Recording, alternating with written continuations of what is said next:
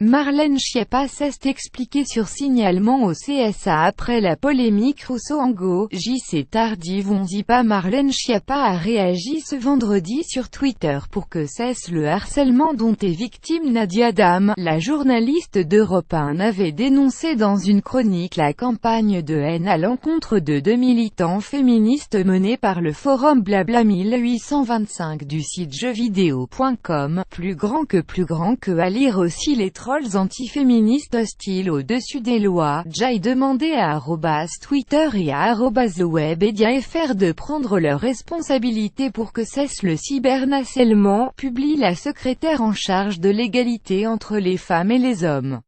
La lutte contre le cyberharcèlement fait partie de ses priorités. Jai demandé à @Twitter et à @TheWebEdiaFR de prendre leurs responsabilités pour que cesse le cyberharcèlement. @claranote @nadiadampic.twitter.com 7tivefbz04s Marlène Schiappa Marlène Schiappa November 3, 2017. Dans une lettre jointe à Tweet, elle rappelle que la provocation à la haine et à la violence et l'injure publique est des délits punis par la loi, précisant que la lutte contre le cyberharcèlement fait partie de ses priorités. Dans cette lettre, elle écrit que « la faiblesse de la modération des commentaires haineux sur Twitter a déjà été soulignée à plusieurs reprises par le passé ». Elle exhorte le réseau social à mieux gérer les nombreuses insultes et menaces adressées à Nadia Dame.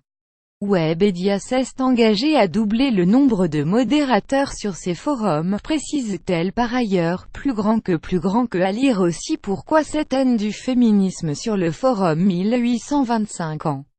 Webedia étudie la possibilité d'une action juridique. Le groupe Webedia, qui édite le site jeuxvideo.com, étudie de côté la possibilité d'une action juridique solidaire ou spécifique à l'encontre des utilisateurs ayant possiblement détourné l'usage des forums jeuxvideo.com à des fins malveillantes et se tient à la disposition des autorités pour confondre les auteurs de telles attaques ou menaces. Selon un communiqué, Europe 1 a annoncé vendredi avoir porté plainte